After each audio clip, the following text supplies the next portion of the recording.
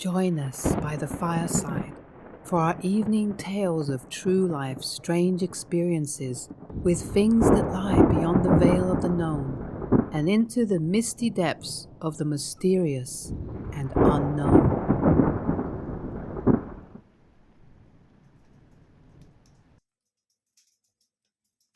My dead relative. I was about 13 when I was visited by my grandmother. She died in her sleep while taking a nap on the living room couch. Afterwards, according to my father and grandfather, every now and then they could hear her make the trip from the bedroom to the kitchen and open the refrigerator door, a trip that she made many times when she was alive. At first, I just thought my father and grandfather were making this up, just having fun at my expense. A couple of years after she passed away, my dad and I went to spend the weekend with my grandfather. And my dad and I slept on the living room couch. It opened into a double bed, the same couch that my grandmother actually died on. Then my grandfather left the house to go to a next door neighbor's house to play poker. My dad and I went to bed in the living room. My father went right to sleep, and I just lay there awake reading a magazine. After a while, I heard the noise of the back bedroom door being pulled open. I heard the sound of a shuffling of feet, and I heard the creak in the floor directly in front of the bathroom doorway. I heard more shuffling feet. Then I heard the fridge door being pulled open, and I heard the sound of glass bottles in the fridge door clinking against each other. Back then, they were still putting soft drinks in glass bottles. Feeling kind of thirsty, I decided to get out of bed and go join my grandfather in the kitchen for a cold drink. So I go into the kitchen only to find myself all alone. I was kind of puzzled because I could have sworn I heard my grandfather walk from the bedroom to the kitchen and open the fridge. Then I remembered that my grandfather wasn't home. He was over at the neighbor's house and he hadn't come back yet. And then I remembered my grandfather's and my dad's ghost stories. And then I got scared. I raced from the kitchen into the living room and leapt over my sleeping father into my side of the bed. Then I went to sleep. I don't know how long I slept before I woke up with a start, a feeling of paralyzing fear in my body. I was sort of frozen. I couldn't move. I was lying on my right side. It took a while for me to work up the courage to turn my head to the left. My head was covered by my blanket. There was a shadow being cast onto my blanket. The shadow was the outline of a head and shoulders of a woman with a beehive hairdo. My grandmother used to always have a beehive hairdo, even years after it went out of style, up until she died. I heard heavy breathing coming from the shadow. I had to work up the courage to move one of my hands to remove the blanket off my face. When I did, in an instant, the paralyzing fear I felt was gone. The shadow was gone. The sound of heavy breathing was gone. My father was still sleeping. I pulled the blanket back over my head and went back to sleep, only to wake up again on my right side, and the paralyzing fear was back. Forcing myself to turn my head, the shadow was back. The heavy breathing was back. Again, I had to summon up all my courage to move my hand to take my blanket off my face, only to find nothing there, and the paralyzing fear was gone. I went through this same routine the entire night. I lost count of how many times this happened throughout the night. Maybe a dozen, maybe more, but it happened a lot. The next morning, I told my dad what happened to me throughout the entire night while he slept. The sounds of the bedroom door opening, the shuffling feet, the fridge door opening, nobody in the kitchen, being awakened with a paralyzing fear, the shadow, the heavy breathing, the repeat performances throughout the night. I kind of expected him to tell me that I was just seeing and hearing things, but he looked at me and instead he smiled and exclaimed, "That was Grandma." Wow, I just kind of found myself wondering what kind of relationship you had with Grandma. Was it a good one, or Because, I'm wondering why you, if it was really her that was laying next to you, why you would have got this paralyzing fear, from if it was someone you loved and you were comfortable with. And did she have a breathing problem when she was alive too? That's kind of interesting and makes me wonder whether that was really her or something a little more sinister, perhaps impersonating her. I don't know. Kind of interesting though, isn't it? Makes you wonder. The strange rock. At my dad's last house, I walked outside on the back porch to get some fresh air one day. My dad and his now ex wife were preparing to set up a garden. He also wanted to plant a tree in the backyard, so after a while, he started digging a hole for where the tree was going to be. When he was digging a hole, his shovel suddenly hit something hard, like a big rock of some sort. So Dad started to work on getting that rock dug up, and it seemed like it was pretty big.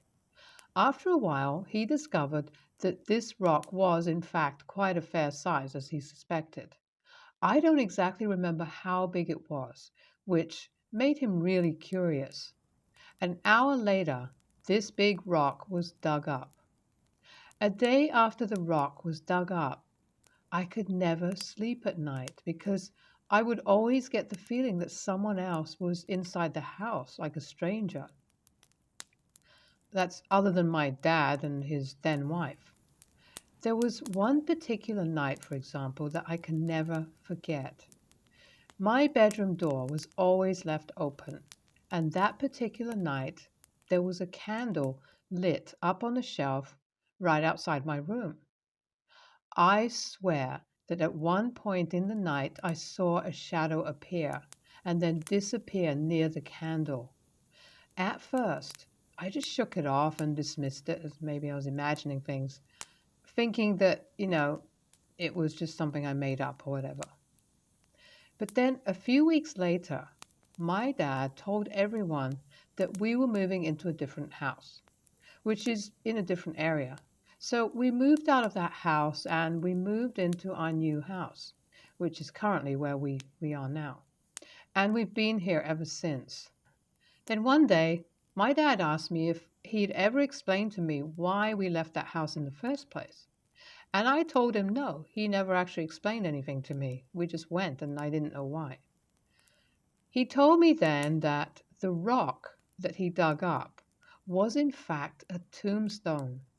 He said it had some kind of foreign writing on it that looked like it was Arabic and he couldn't read it. He then told me that after he dug up that tombstone, he would see shelves slowly opening and closing by themselves, and that he would hear footsteps coming from the hallway. And all kinds of strange, creepy things were going on in the house.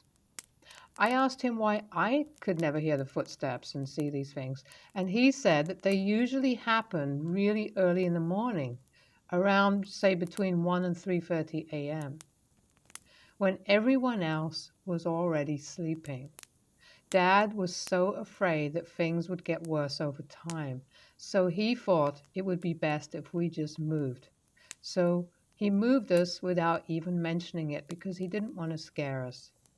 We later found out that the people who owned the house before we did had a relative who passed away inside the house, and it was quite possible that he was buried in the backyard.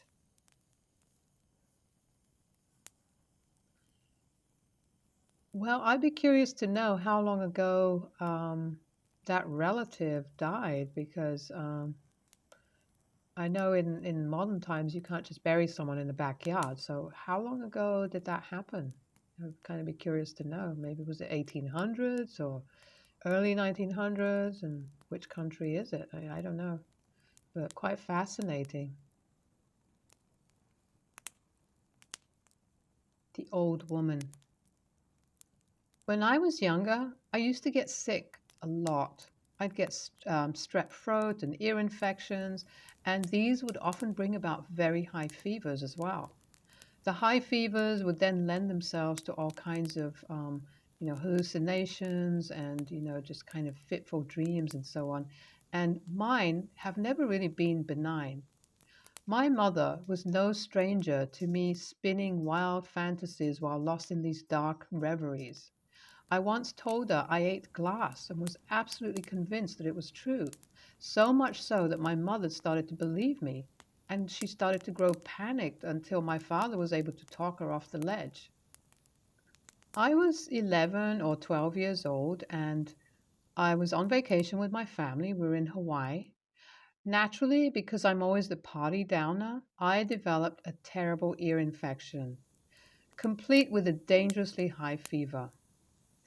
When I woke up, most probably from the pain in my ear, I think, I was sleeping on a convertible couch in the front room area of this little grass house, and I saw, through the sliding glass doors, an elderly woman rocking in a rocking chair on the porch.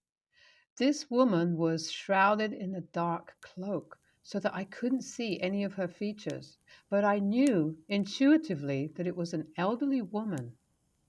She slowly stopped rocking and she turned to face me directly. And then I was terrified to see that she reached a skeletal hand up to lower the hood of her robes.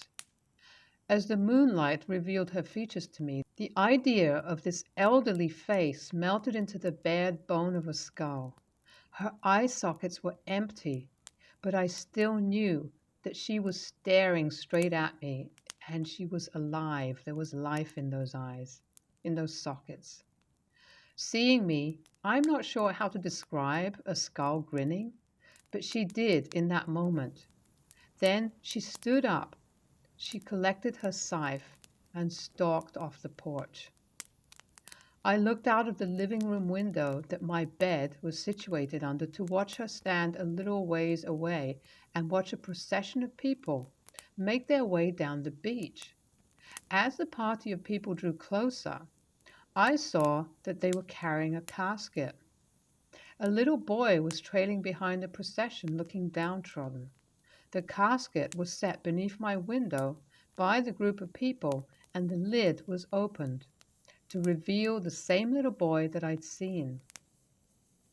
He was bearing witness at his own funeral. It was in that fever riddled moment that I understood I was going to die someday. Thinking about what I saw that night still leaves me with a ball of fear spinning wildly in my abdomen. 2 decades later, and that memory turns me right back into a terrified little girl. Well, that certainly sounds like a classic vision of the angel of death in one of its forms. And yeah, quite terrifying to see that. But at the same time, we're all destined to move beyond this world at some point. Perhaps there's nothing to be afraid of. A short story from Scotland. This actually happened in November while I was visiting Edinburgh, Scotland. It was really cold, and I was layered in a long sleeve shirt, sweatshirt, and a winter jacket. In the evening, my friends and I decided to go on one of the haunted walking tours that takes you through the vaults beneath the city. They are, of course, rumored to be haunted by the poor, destitute, and deplorable people who died gruesome deaths, within that area way back in history. One underground vault is actually said to house a particularly demonic spirit. This being is said to be trapped within the confines of a circle of stone that was built by Wiccans way back to protect the living from its unfettered evil. While standing alongside this stone circle, my friend, who herself is a Wiccan, began chanting barely intelligibly under her breath. I suddenly felt this flurry of wind at my neck. Then nails dug deeply into the flesh of my back and dragged down my body from my shoulders to my waist.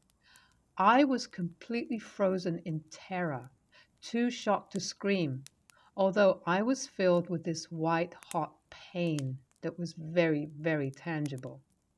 I spent the rest of the tour absolutely petrified, and when we emerged from the tunnels, I ran over to the bathroom of a pub where I pulled off all my clothes, which themselves were perfectly intact, only to see bright red marks lining the naked skin of my back. Now, I don't necessarily believe in the paranormal, but I don't know how else to explain this.